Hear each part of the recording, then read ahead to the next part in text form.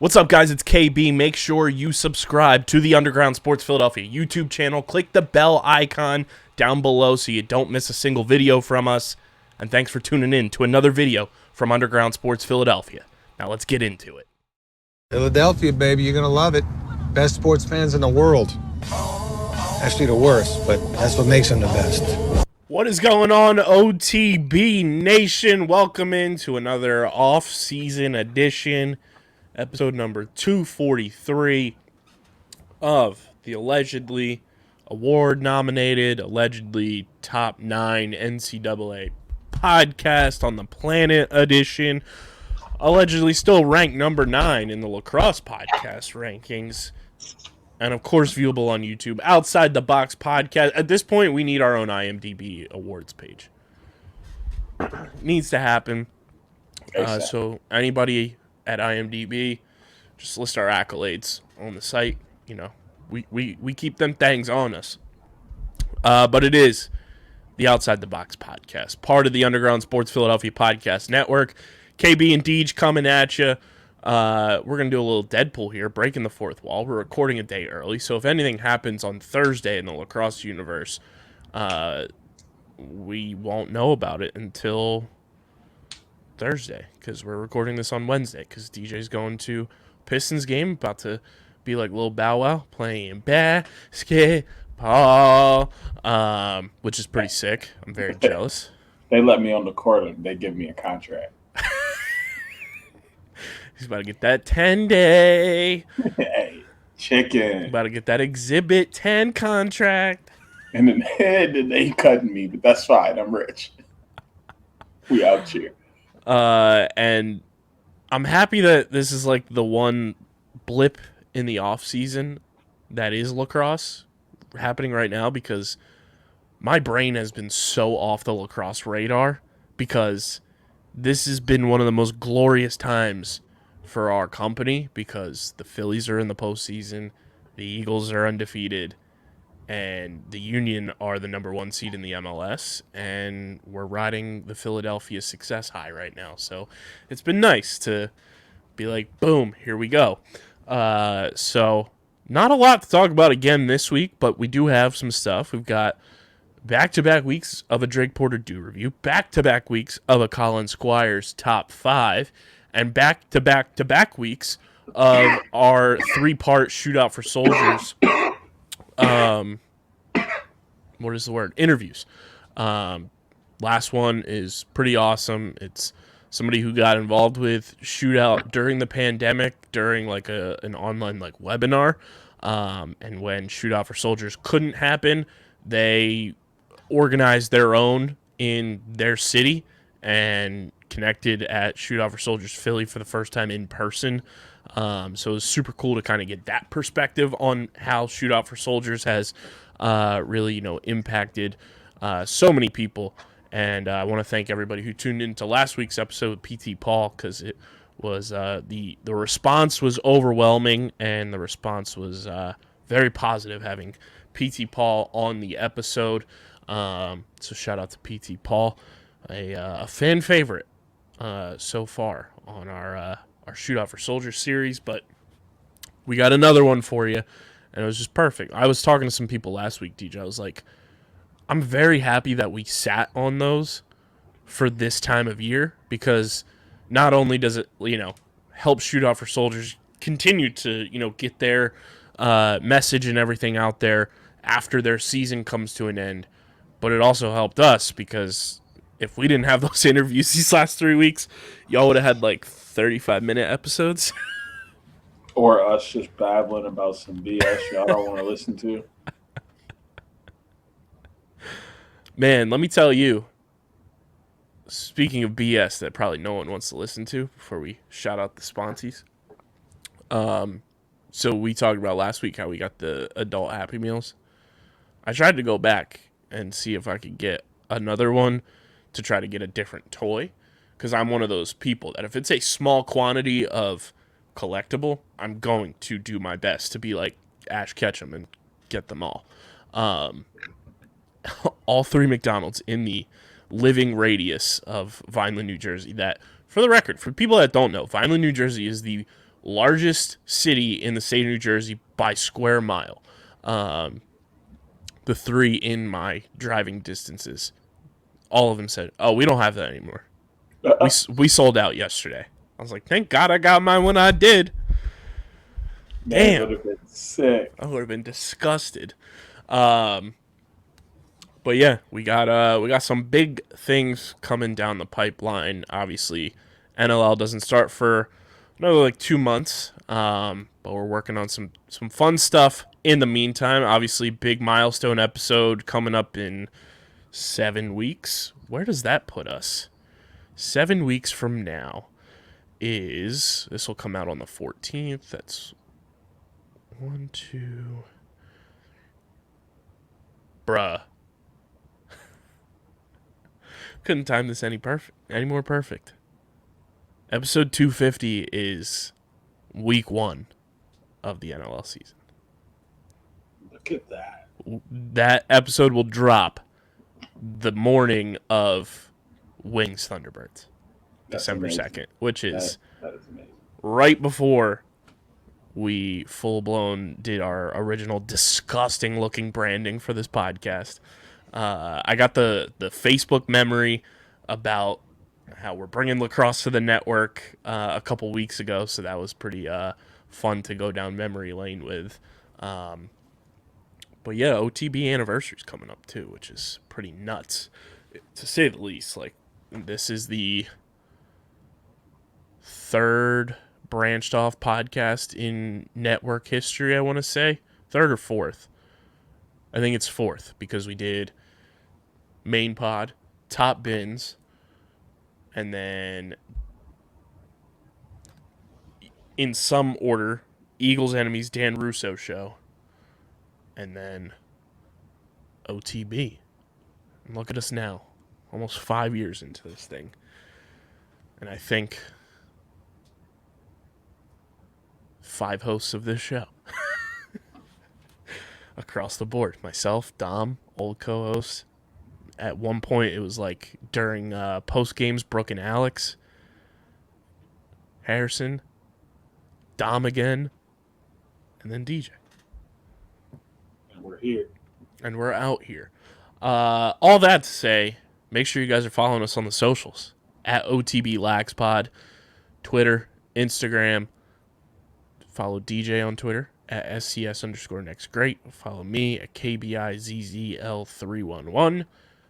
Check out the website, undergroundsportsphiladelphia.com. Subscribe to the podcast feed. Apple Podcasts, Spotify, wherever you get your podcasts, we are there. Leave those 5-star ratings and reviews. Let everybody know that we are a number 9 NCAA podcast on the planet. Help us climb those charts and get us on the board. And, of course, be a friend, tell a friend. Subscribe, Apple, Spotify, 5-star ratings and reviews. And like I've said in the past, too, if you guys leave 5-star reviews on Apple, we'll read them on the show. So leave them there. And, of course, subscribe to the Underground Sports Philadelphia YouTube channel, where you get full video episodes of OTB and all of your favorite Underground Sports Philadelphia podcasts in full video form. We are currently on our hashtag Road to 1K Gauntlet Challenge. We're at 253 subscribers right now. I said it last week. I think by Halloween we can get to 300, if not more. So subscribe to the Underground Sports Philadelphia YouTube channel. Just search Underground Sports Philadelphia on YouTube. It'll pop up pretty much after you type sports. Subscribe, smash that like button, ring the bell icon, and comment down below your thoughts on everything we're talking about on today's show. And be a friend, tell a friend. Tell them to subscribe to the YouTube channel. We need to get to 1K. Which I'm hoping will happen like early 2023, if not sooner. Big thank you to our sponsors who make this show happen. Tomahawk Shades, best small batch eyewear in the game. DJ's care package on its way soon, which I'm very excited for that to get here for you.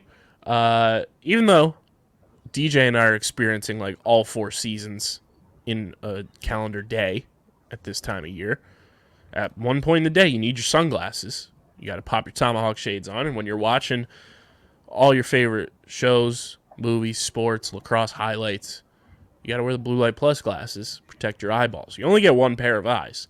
So you got to protect them things. You can't end up looking like King Viserys on House of the Dragon if you know you know. Because, man, that shit was disgusting. We'll be talking about that on Streamer Season this week. Go subscribe to that podcast as well. When you go to TomahawkShades.com, you get 25% off your order with code USP at checkout. That's TomahawkShades.com, code USP for 25% off your order at TomahawkShades.com. The Candy Boys, Kenwood Beer, the official beer of Underground Sports Philadelphia. You guys can go to kenwoodbeer.com, use that all new and improved Kenny tracker to see who's got Kenwood Beer on tap in the Philadelphia area. You got to be 21 or older to do so, and of course, please drink responsibly. The homies over at Bino, they're dropping all these new boards leading into the World Cup. That Arsenal board is fuego. So go to BinoBoard.com. It is the next big tabletop game for your man cave, your she shed, your tailgates this football season, your NLL tailgates coming up, your PLL tailgates in 2023. You should have a Bino board on deck with you. Go to BinoBoard.com. That's BINHOBOARD.com and get 10% off your order using code BINOUSP at checkout. That's BINOUSP, BINHOUSP for 10% off at BinoBoard.com. Deej, we got a couple big NLL signings to discuss in terms of they are hashtag podcast guys. Guys we love, guys we stan, if you will, for the young crowd out there.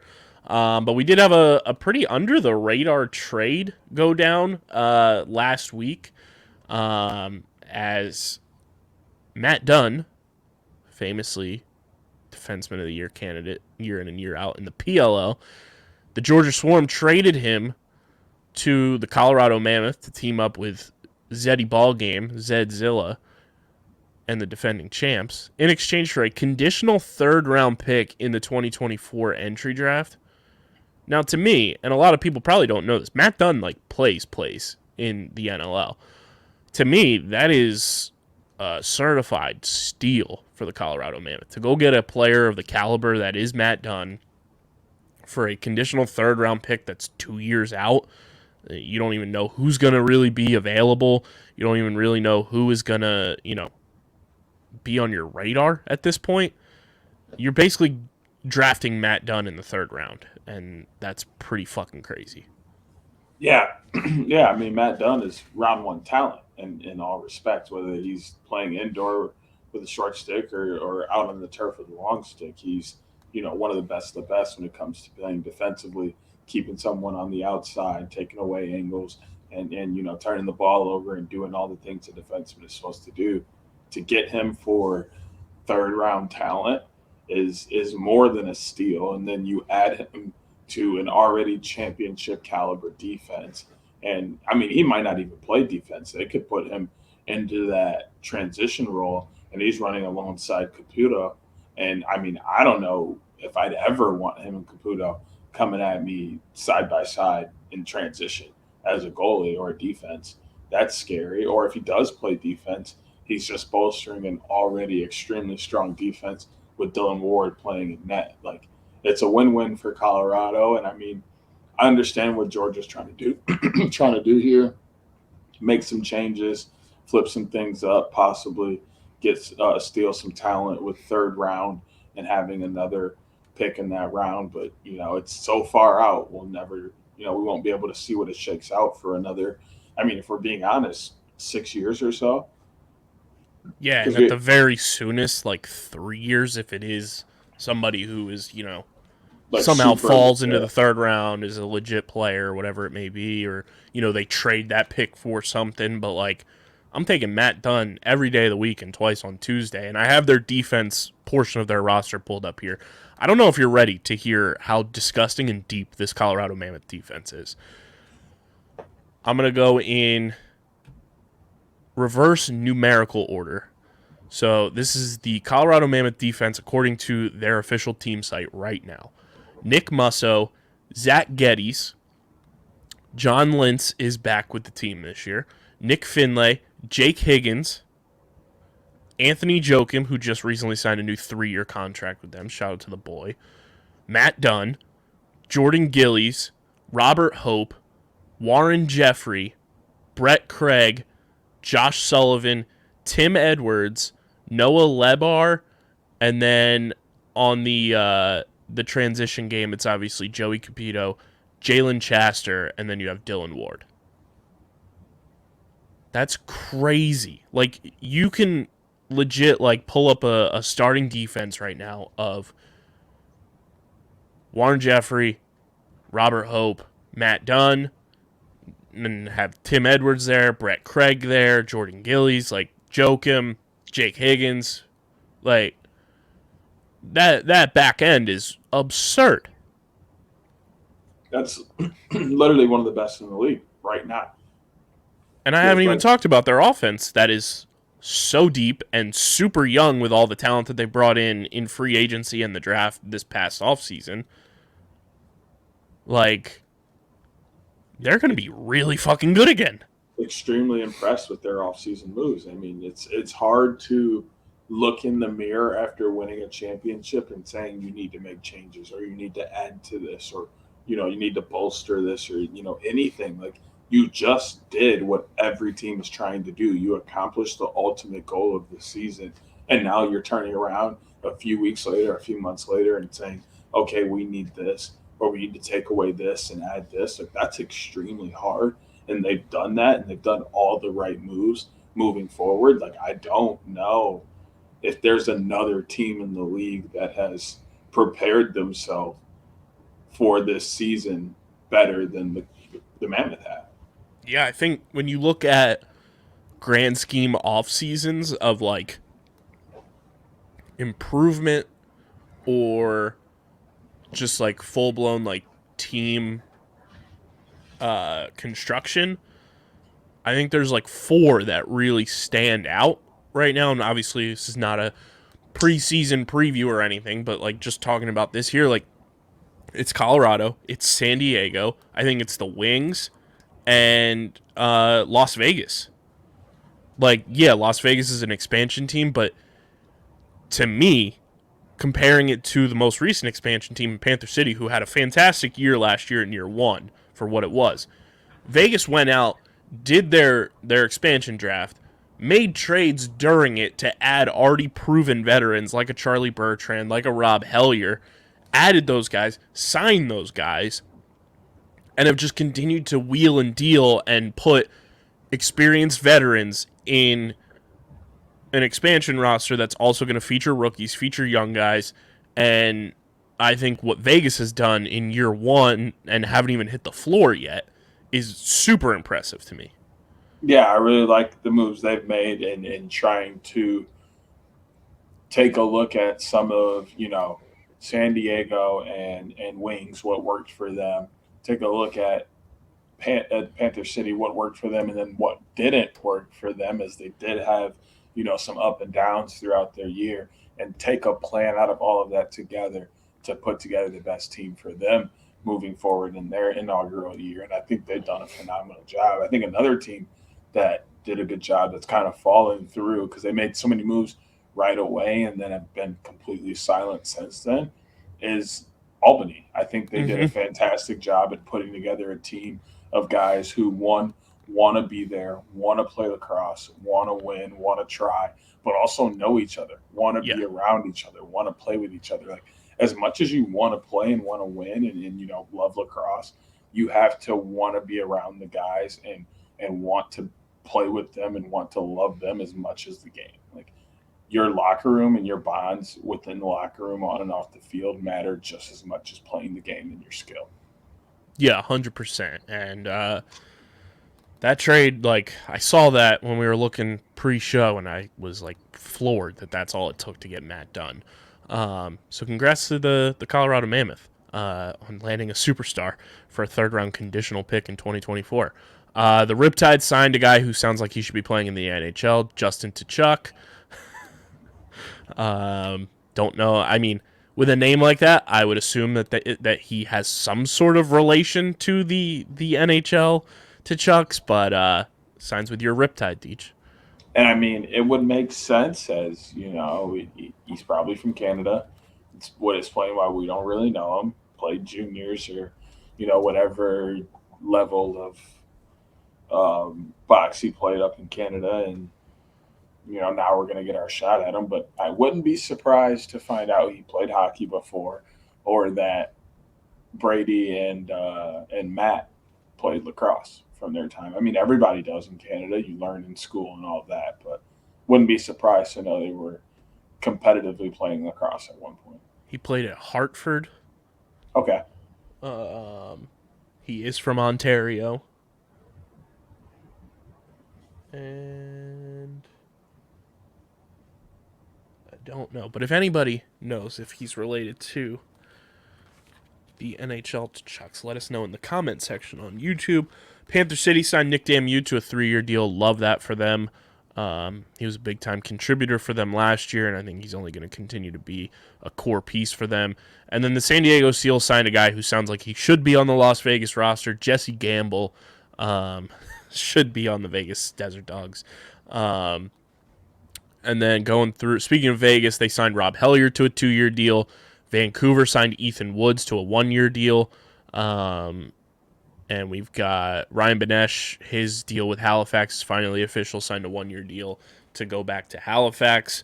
And then the Albany Firewolves signed Jackson Nishimura to a 3-year deal earlier this week. And then as we record this on Wednesday, the boy, the pride and prodigal son of Philadelphia, Matt Rambo, signs a 1-year deal to return to the Philadelphia Wings. So Matty Boy is back in South Philadelphia playing for the Philadelphia Wings, along with Blaze Riordan, Trevor Baptiste, and the boys down there in South Philly going for a championship. So shout out to Matty Rambo. Excited to see him at the Farg this season, baby. They're not winning the championship, so pipe down. Hey, crazier things have happened. You're right. To be fair,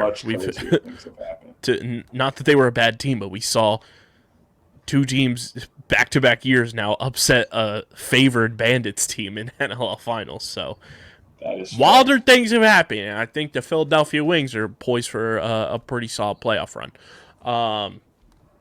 But those are the NLL signings that have happened.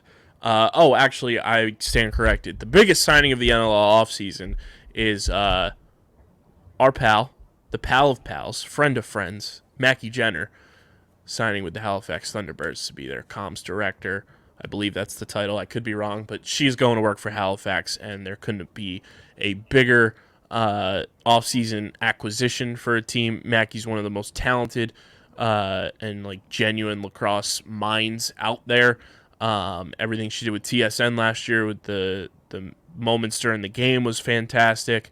And Halifax is getting one of the most talented humans on the planet. So shout out to Mackie and shout out to the Thunderbirds for recognizing her talent. And she's going to crush it with Thunderbirds. It's always great seeing former lacrosse players stepping into, the professional side of lacrosse. It's only going to get better when there's more former players playing, because they know what players want. They know what fans want. They remember the feelings of playing and the things they wanted when they played. It only makes the sport better when people who genuinely love and care for the sport are in positions to make the sport better. Can't see Halifax digressing in the communications department, the marketing department, social media, any of that with her at the realm. They were already great, so I only see it getting better. Yeah, shout out to Mackie and shout out to that whole Thunderbird squad that they're the homies.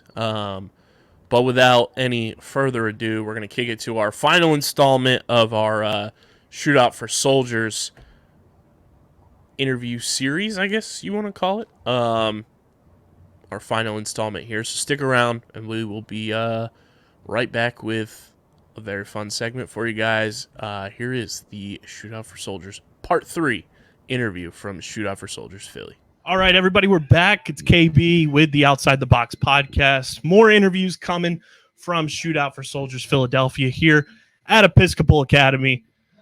It's been a blast so far. Let everybody know who you are, where you're from, and what first drew you into getting involved with Shootout for Soldiers. Sure. My name is Victor Scamilio. I'm from Easton, Pennsylvania, which is the Lehigh Valley, about an hour northeast of here. Easton's the home of Larry Holmes, Easton Assassin.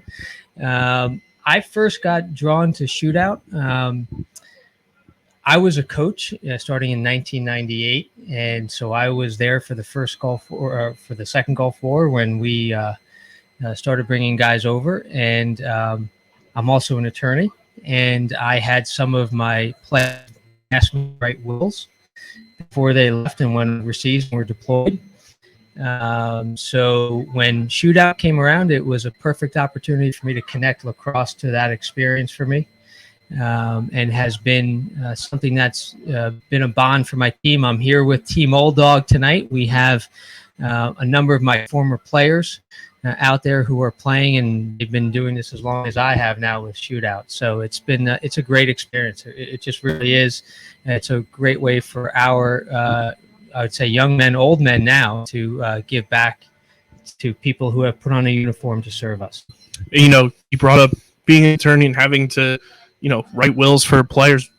From your point of view, what was that experience like? To be connected to somebody on that level, and then them asking you to be the one to write a will for them as they get set to go to war. What kind of emotion goes into that, and what kind of mindset does that put you in, knowing the connection you have with those people? That's a great question. All of your training in law school and your practice and being a law clerk doesn't prepare you for that phone call. When it's, hey, coach, I'm getting deployed, I need to talk to you. It really, it solidifies that the connection you have made with these young men transcends the field. It's been a while since I've coached high school. My players now have kids. My players are now coaching their own children. And so the connection is very deep. But nothing prepares you for that day. And I prayed every day until they came home. And, to see an event like Shootout for Soldiers like this, pretty much in your backyard as well, to see that sense of community and that sense of, togetherness with what they're able to put on the field for this event. What does that do for you, having that connection with so many, former players and former, servicemen and women? Like, what is it like for you coming out here and seeing the people turn out the way that they do? To me, it just continues that emotional connection that these young men, when we get the first email about shootout, are signing up and ready to go and ready to make the drive down here. When we first came out here, we were here at 2-3 o'clock in the morning. And so these guys were thrilled to hear that we were at 9 o'clock and 10 o'clock this year. But to see that it's not even a question, and now they're bringing friends on. I see one player's kid is here in a chair watching his dad play. It just continues that connection. And the people who put this on, Episcopal for allowing the facilities to be used, for Eric and Alexis for all they do to keep this going is great. I mean, not having it in Philadelphia for 2 years was tough.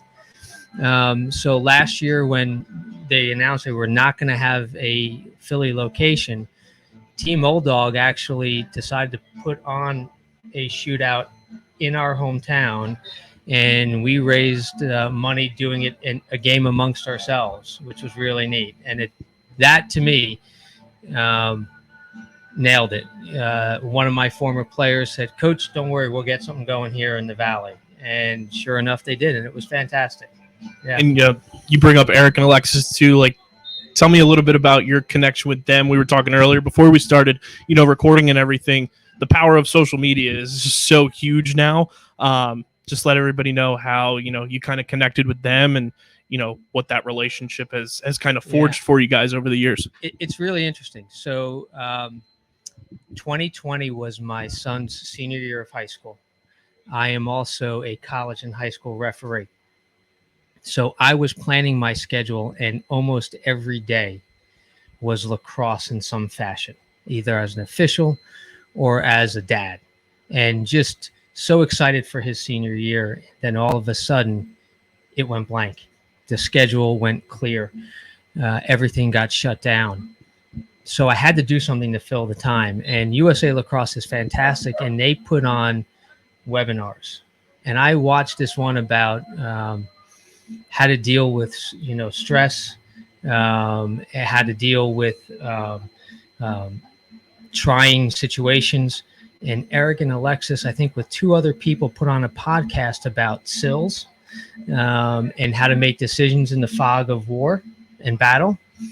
And I really just was taken in by it. And so I started looking at these guys and seeing what they, their background, and I was not surprised to see that Eric is a fellow graduate of St. Anthony's High School on Long Island, and that Friar connection is real and deep. And I'm a 90 graduate, and I think he's a 2000 graduate, and we met for the first time in person here today, and we talked about the school like we went there together. So it was really neat just to make that connection, and not surprised to see his dedication to the sport and to making other people better. So, and, with the sport, bringing up St. Anthony's, the deep history of pro players that are in the league right now, talking about the PLL, the NLL.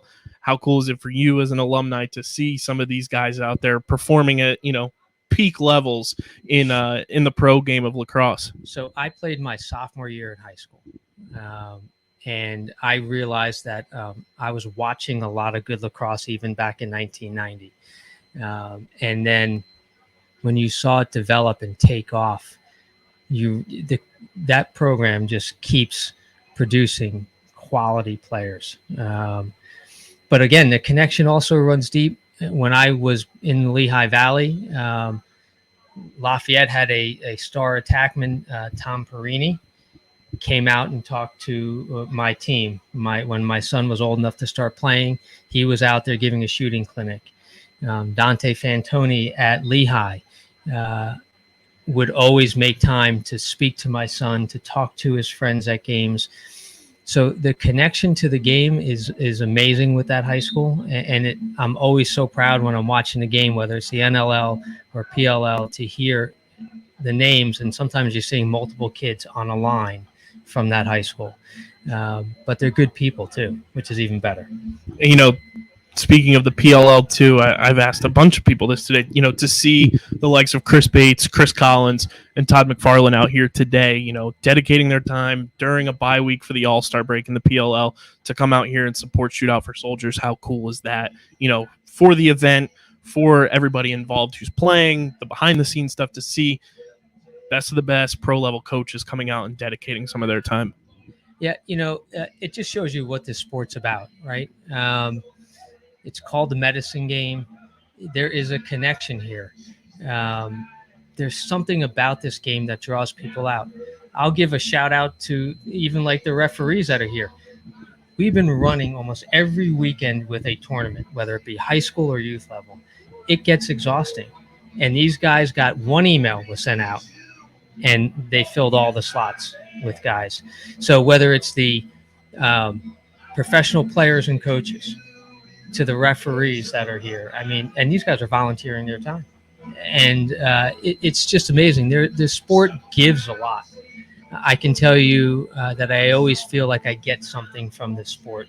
And that's why I think many of us feel like we have to give back then. To see that back in 2012, Shootout for Soldiers was started by high schoolers. To be a high school coach, how cool is it to see something from that youth level evolve into what it is now 10 years later, and still going strong, if not stronger? It's amazing. There are so many dedicated and really ingenious young men out there, and women, who are ready to use this sport to do something better, right? To make the world a better place, whether it's Shootout, Headstrong, or you see all the time charity events going on associated with this sport. And maybe I'm a little biased because I'm so attuned to lacrosse more than other sports, but I do see it. It's more than other sports in my area anyway, of this sport constantly giving back. In our hometown, we did a fundraiser called Lax for Food, and everybody bought a can of food. And in 10 years, we had over 10 tons of food, over 20,000 pounds of food donated. It's amazing. People are always more generous than you can imagine, whether it's with their time or their financial donations or their talents in giving back. I mean, you have professional coaches out here today talking to kids, and here's one thing I'll say: when you see these professional players out here with the really young kids, watch what they do. They get down on the knee and they get face to face with these kids. They don't look down on them. They get face to face. And I can tell you, for my son, it made a world of a difference. To be from, the Pennsylvania, Philadelphia area, you see a bunch of guys now as well, finally cracking through in that pro level as well. How cool is that for you, being native to here, seeing the likes of, Matt Rambo, Michael Sowers, and all the Brandon, Philly guys. Yeah. Oh, yeah. It's great. For a long time, it was, especially when I was growing up, it went Maryland, skipped over Pennsylvania, went to Long Island. And I got to say, from the Lehigh Valley down, it's a hotbed. There's a lot of talent coming out from the Lehigh Valley and the Philly area, and they're making an impact in NCAA and professional. And they've set the standard high now for these young men who are coming up in the sport of what they can achieve. They've opened a door. And then you see, also in the likes of the NLL as well, where Philadelphia's back with the Wings and everything. And it's almost like some of those guys who may not be from Philadelphia, they kind of get adopted as Philadelphians, Yeah. Whether it's Blaze Reardon, Trevor Baptiste. How about it? It's right? one of those things that I feel like anybody who's rooting for the Wings too, we kind of consider them Philadelphians as well. You get initiated, Yeah. right? And this area will adopt you as a son very quickly if you put on their jersey. And I feel like it's very similar here too, where we've had a bunch of people today that I've gotten to talk to. This is the first time they've ever strapped up the cleats and gone out and played lacrosse, and boom, they're right in the mix. They're feeling right at home, and it's that sense of community. And that's the beauty of this.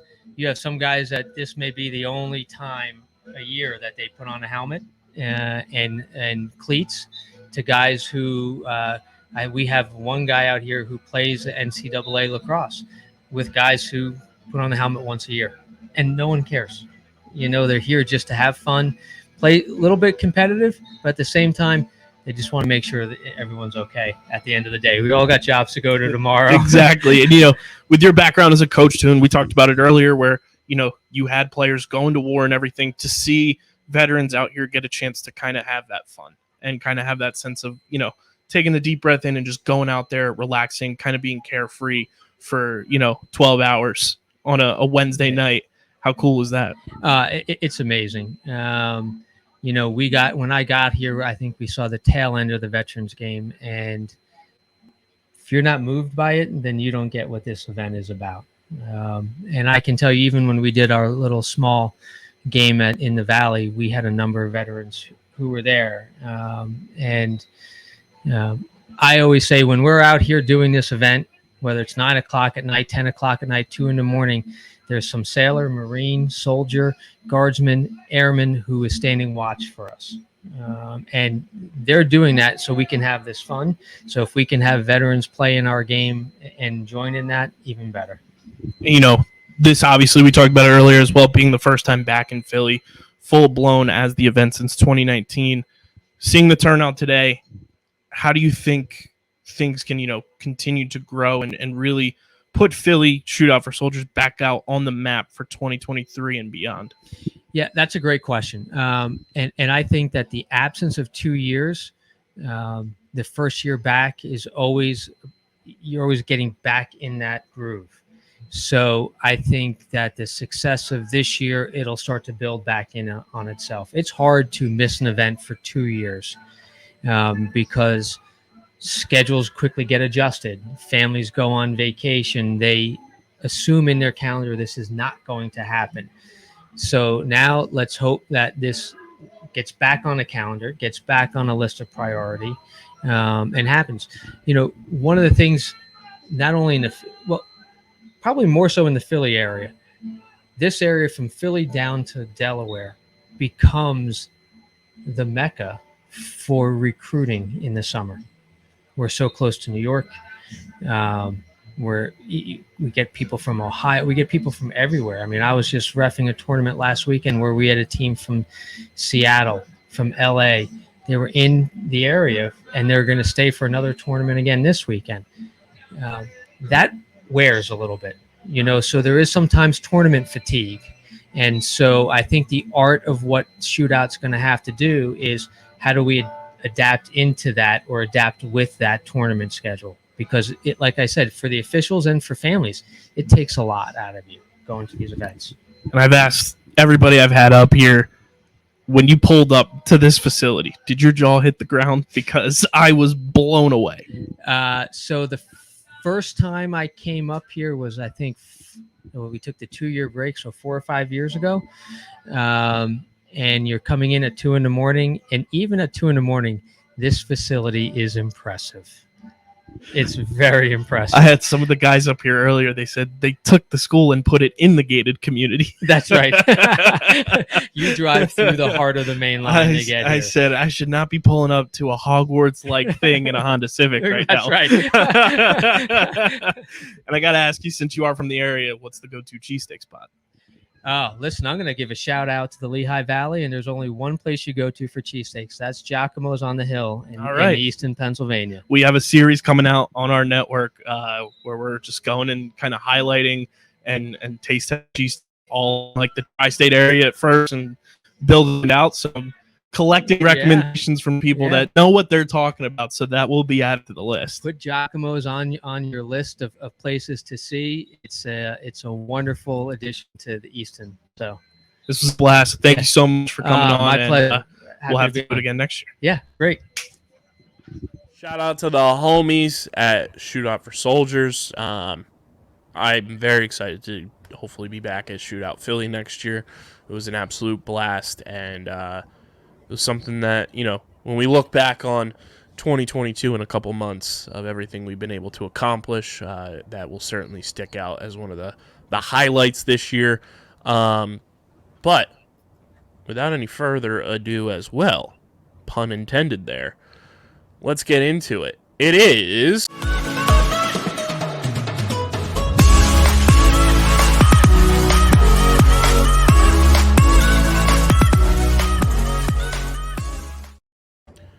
It's a Drake Porter Do review, brought to you by not the company, but brought to you by Drake Porter's love for Mountain Dew.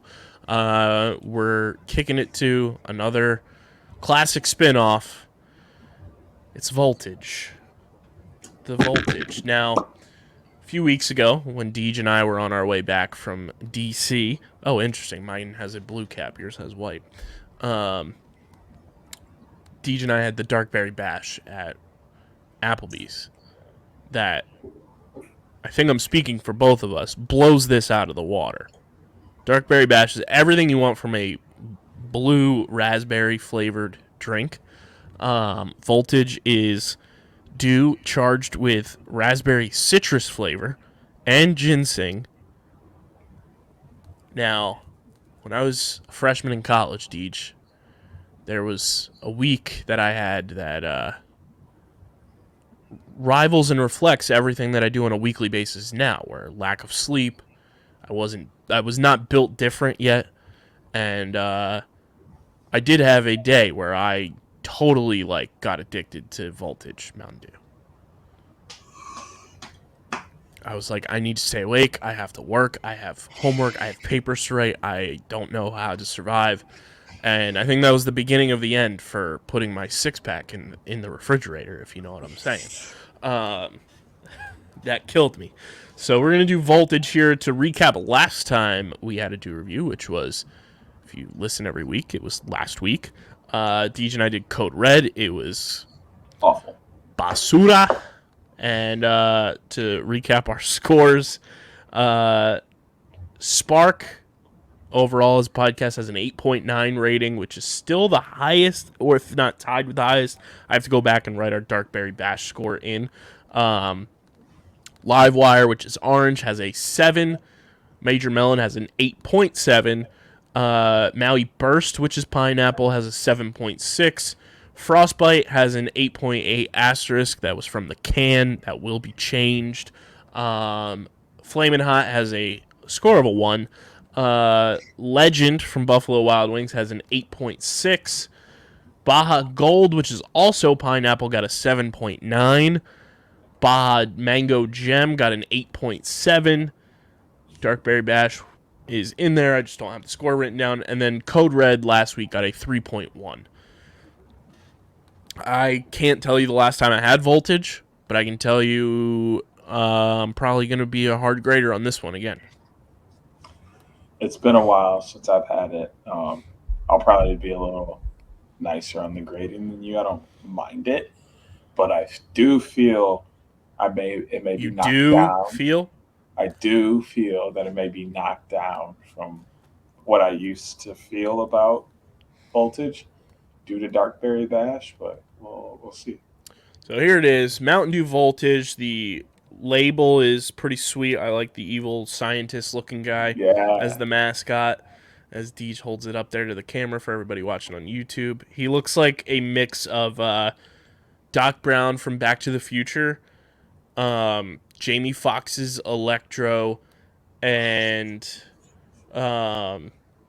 you might be too young for this, but there was a Burger King, like, you know how like McDonald's has like their mascot yeah, group. Burger King had this kid. His name was Kid ATV, I think, and he was like this kid from the future who had like these like the goggles that this guy has on. Same thing, had like a jetpack and like this space suit. That's what I like immediately thought of. I'll put a picture of him in in post for everybody to see it if you don't know who I'm talking about. But that's like early 90s Burger King stuff right there. But here it is, Mountain Dew Voltage, charged with raspberry citrus flavor and ginseng. It's a Drake Porter Dew review.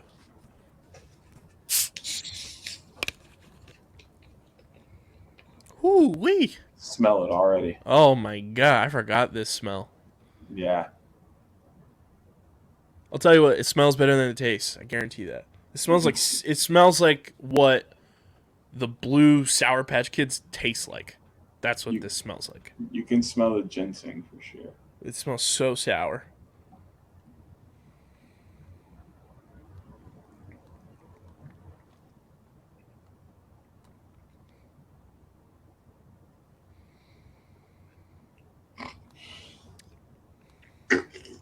It's better than I remember it.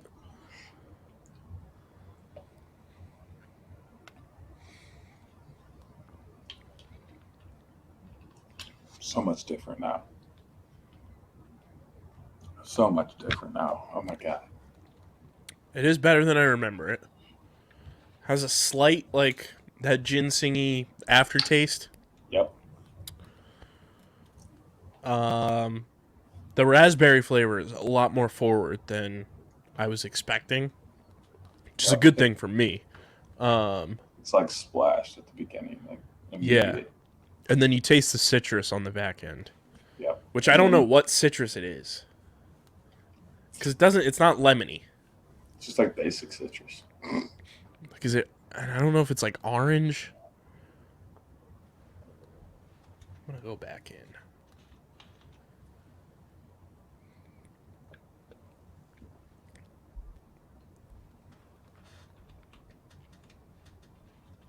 Maybe tangerine.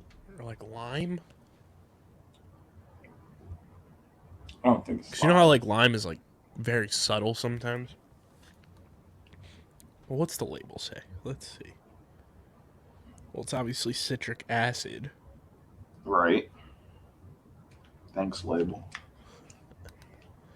I don't know. I don't know what they're trying to get with the citrus, but you can kind of taste it on the back end. It's better than I was anticipating. That's for sure. It's not better than Dark Berry Bash, which I believe you gave a 9, and I think I gave it an 8.8. So yeah, because I think it was tied with Spark. It's not crossing the 9s for me.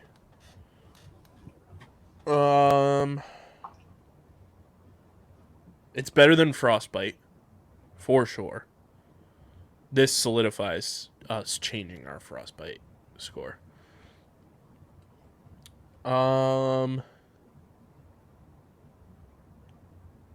I'm going to go and say that this gets an 8.3 from me. I'm going to say 8.3. I'm going to have to say 8.1.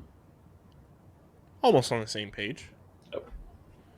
So 8.3, 8.1, quick math. That's an 8.2, which is pretty solid in the grand scheme of our scores. It's the lowest 8 score we've ever given as an overall score, but it is higher than Baja Gold by 0.3. It's obviously higher than Flamin' Hot. I think it's going to eventually be higher than Frostbite when we adjust our score there. It's higher than Maui Burst, and it's higher than Livewire, and it's obviously higher than Code Red. So it's right smack dab in the middle. It was way better than I was anticipating, that's for sure, especially after the debacle that Code Red was last week. This was much, much better. Having Dark Berry Bash ruined this. It used to be so good to me. Like definitely. Still think 8.1 is solid. I mean, yeah, very solid, but this was up in like the 9s for me, for sure. Wow. It's been knocked down a lot. But like it was the closest thing to a blue raspberry Mountain Dew we've ever had. So yeah. To get a true blue raspberry Mountain Dew, like definitely knock this down several notches. Because now it's just off brand. I think they each have their own qualities. Oh, definitely. 100%. It's like you could tell this like wasn't like a true blue raspberry that they were going for. Mm-hmm. It's it just happened to be blue and it has the raspberry and other flavors. And you also got to think this is available to everybody. The Dark Berry Bash is exclusive, and you don't know how long it's going to stick around. Which, if it was up to us, we'd bottle that bitch and put it out to everybody. They better bottle it. They might get a letter from me about that. I think 8.2 is pretty solid for this. We'll have due reviews through the end of the month, because that's what we got to do. All pun intended. We got one in the pipeline for 2 weeks from now. And if you're a true spooky season fan, you'll know exactly what we're talking about. But that brings us to final segment, which is Colin Squire's top 5. And we're doing color combos. Now, this one came to me, and I think last week I said we were going to do them all like spooky season related, but this one came to me scrolling Twitter when I saw the announcement that Mackey was going to work for the Thunderbirds. I said, man, purple and orange, one, that is a spooky season color combo. It's such a good color combination. So we're going to do our top 5 color combos, and it's brought to you by a sponsor that I don't know if we've ever talked about them on this show. It's our pals over at Trophy Smack.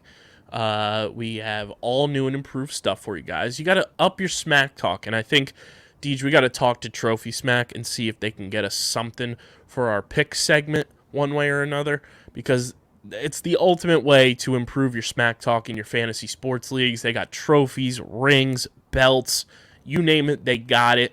You guys can go to trophysmack.com/underground, and it supports the show, and it'll help us continue to make the dope contents for you guys. And if you're doing fantasy lacrosse, it's a perfect way to up your fantasy lacrosse league with a new and improved trophy from Trophy Smack. So it's trophysmack.com/underground, and go tell them we sent you. Deej, top 5 color combos. Shout out to Colin Squires.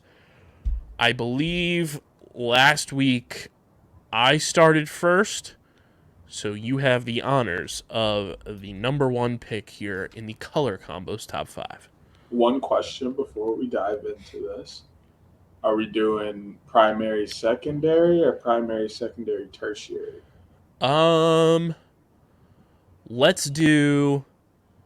Let's make the third pick primary, secondary, tertiary. So like a 3 color combo. That'll be our third pick.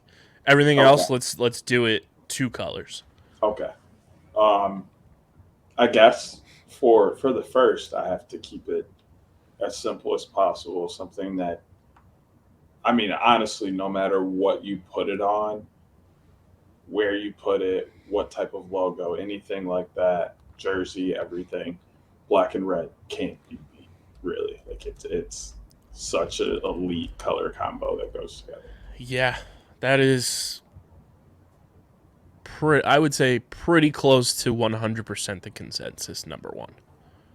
My number one is gonna be, I think, one of the coolest color combos out there. It's kind of the opposite of black and red in a way. It is that powder blue and yellow, a la San Diego, Los Angeles Chargers. I think that is one of the sweetest color combos out there. And it's like one of the most undefeated NFL jerseys, and it's heavily underutilized in my opinion. So also think Connecticut Hammerheads.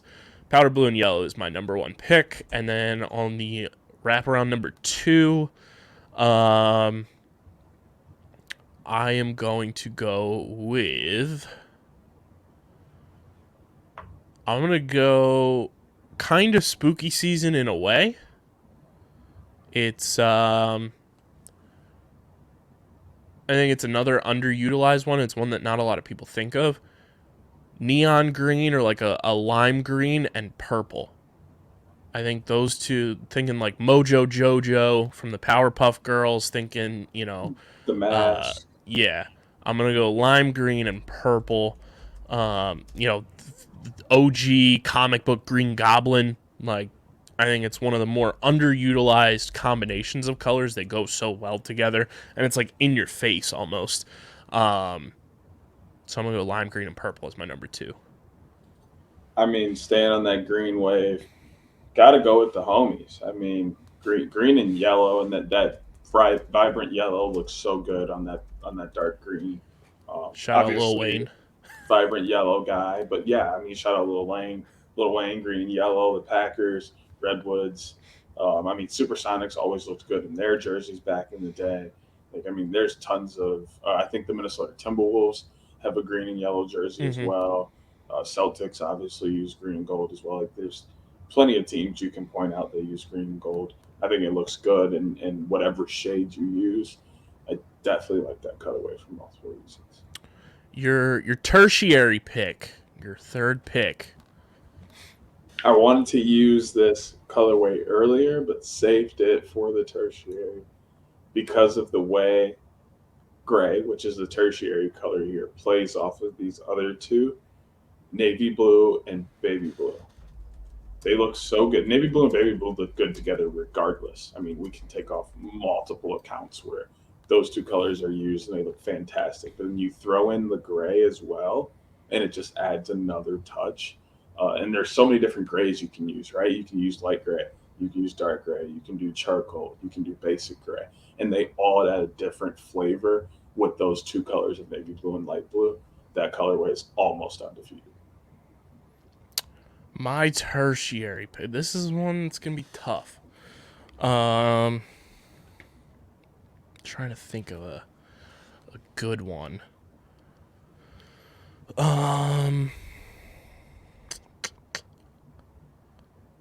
I'm gonna go with.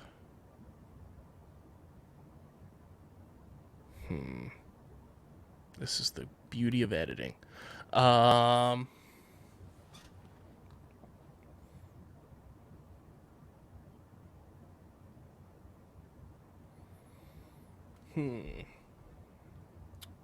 know what? I'm gonna go with our podcast logo colors. Teal, yellow, gray. I think when I was conjuring up that logo in the press box at Johns Hopkins University at Homewood Field, I was trying to find the best color combos there. So I'm going to go teal, yellow, and gray, just like our podcast logo. And then my number 4 pick is, I think, one of the best combos of colors out there. It is the throwback Phillies color combo, powder blue and maroon. I think those two colors play off each other so well. And when you just see them together, it's like, wow, like that's just aesthetically pleasing. So I'm going to go maroon and powder blue as my number 4 pick. Staying on that powder blue wave, and obviously I love that color a lot, but also the chrome, that colorway with the pink. You bring up Miami Heat. I have 1,001 shirts that have pink and blue, pink and blue in it. It's just like they play off of each other so well. The hot pink, the vibrant shine of it that pops out at you, sitting on the cool light blue that literally just lays there is fantastic. And then Yeah, it's a good one. I guess I got 5th. Got to go OG here. Red and navy blue. I mean, you can put those two colors together in so many different ways. I mean, I don't think we can count all of the sports teams that use red and navy blue on your hands and toes and other extremities at that point. and you know, between the two of us, we still wouldn't have enough. It's such an easy colorway to go with that, like, you can't go wrong using it. My last pick, I'm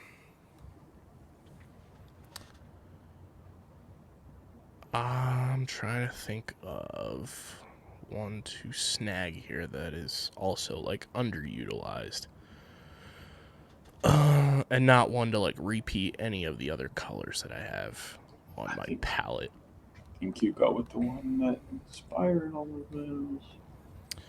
Yeah, I was thinking that, but then I was also like looking at my my palette here, and I'm like, I don't have any red whatsoever. There's I'm only gonna- so much red you can use. I'm gonna pay homage to my alma mater. I'm gonna go red and gray. I think red and I gray hate you. is. I literally hate you. Granted, my gray for my high school is a lighter gray. It's not like charcoal or anything. It's more towards So is theirs. It's not quite that. Your red is better red. I'll say Yes. that's the better way to go about this. Your red looks much better, especially with the gray. The red and gray, man, it looks great every Friday night when the boys are rocking that on the field. It just looks so aesthetically pleasing. It's clean. It's classic. So I'm gonna go red and gray. Shout out to the Fighting Clan of Vineland High School. DJ, any honorable mentions that come to mind? I also didn't name the orange and purple because it was like the inspiration, and we tend to stay away from the inspirations on our list. Yeah, I would but, throw them in I mean, honorable mention. Undefeated. Orange and purple is so good. I would throw them in honorable mention for sure. I think the Whips red and teal combo is great. That's good as well. The purple and blue, I think, as well, done really well. The baby blue with the dark purple.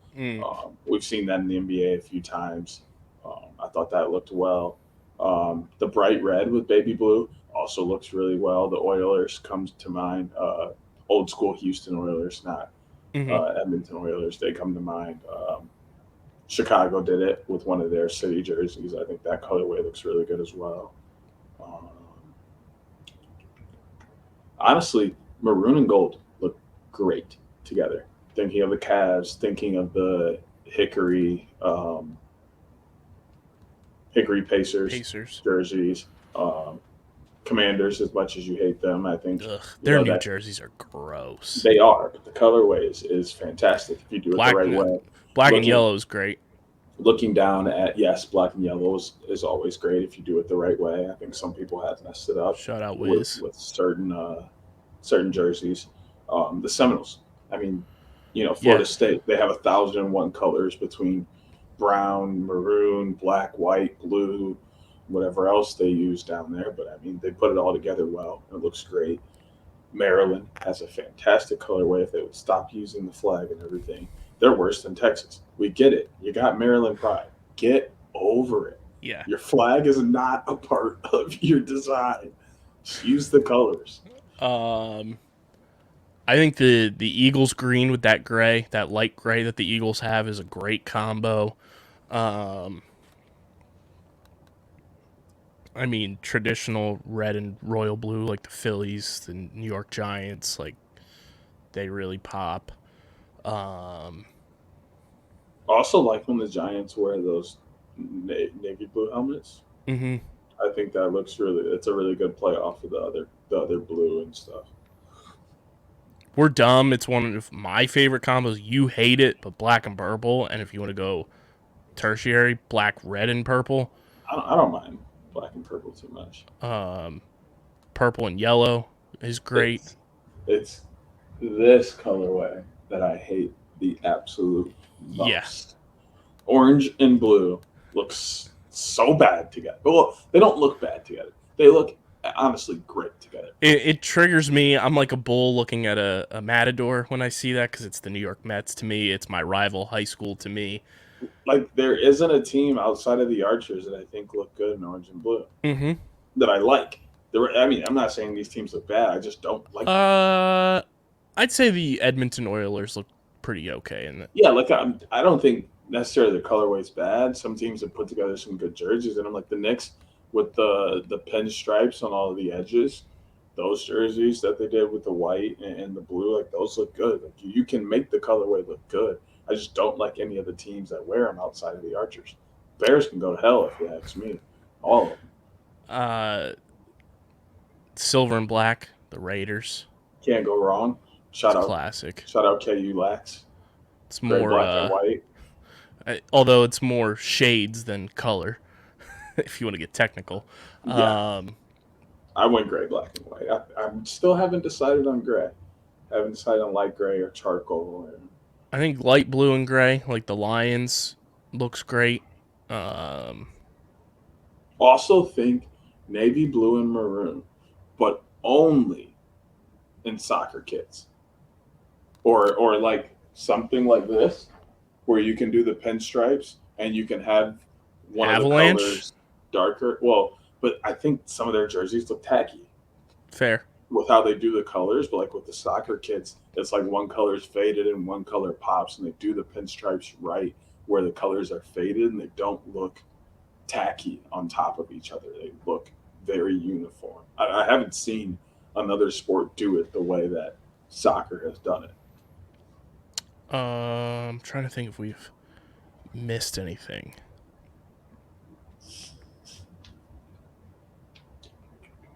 I mean, obviously, navy blue and gold, amazing blue. Can't go wrong with that colorway. I'll give it to you. To be fair, when you said navy blue and gold, my brain immediately went to the University of Notre Dame, which is just yucky. It almost made me throw up. I don't think I have. Orange and black, even though they piss me off, the Flyers jerseys are some of the best in all of sports. Cream and red. Some of the throwback Wings jerseys. Depending on who, like, some of those can get butchered, in my opinion, because some people misuse, like, that cream color, and it's not great. Yeah. As somebody whose fraternity is cream, yes. People definitely use it wrong. You also have, I think the Phillies do their cream very well. The Wings have the Red Wings have some throwback creams with their red that look great. Like, if you do the cream well, who else did cream well? Milwaukee Bucks, although it's not red, they did the cream well with their green and their shades of blue. So I think their colorways actually go very well together. Mm-hmm. The cream, green, blue, and black or whatever they use. Purple. There's light purple in there as well. That's a fancy colorway as well.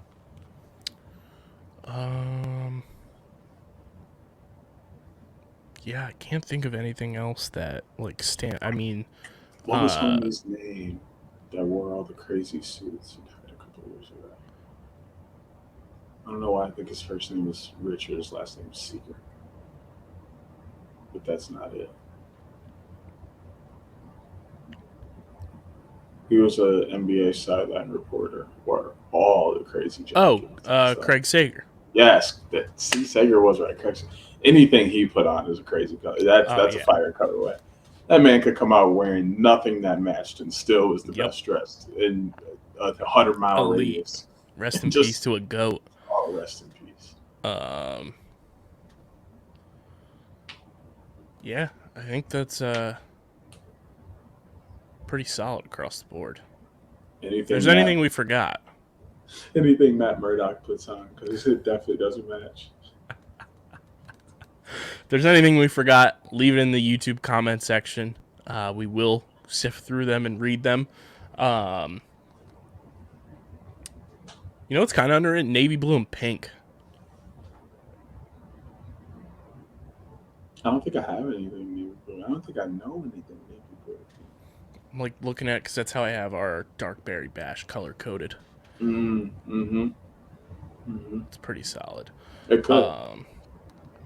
So yeah, leave your favorite color combos in the comment section on YouTube, and let us know what you want us to top 5 next. Shout out to Colin Squire, shout out to Trophy Smack. But make sure you guys are following us on the socials at OTB LaxPod, Twitter and Instagram. Follow Deej on Twitter at SCS_NextGreat. Follow me at KBIZZL311.